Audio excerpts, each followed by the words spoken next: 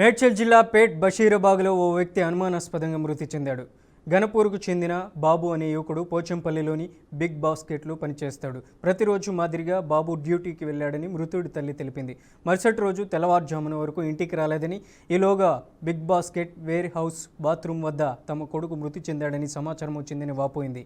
ఒకానొక కొడుకు చనిపోవడంతో ఆ తల్లి గుండెలు పగిలేలా ఏడవడం అందరినీ కలిచివేసింది. ఘటనపై పోలీసులు కేసు నమోదు చేసి దర్యాప్తు చేస్తున్నారు.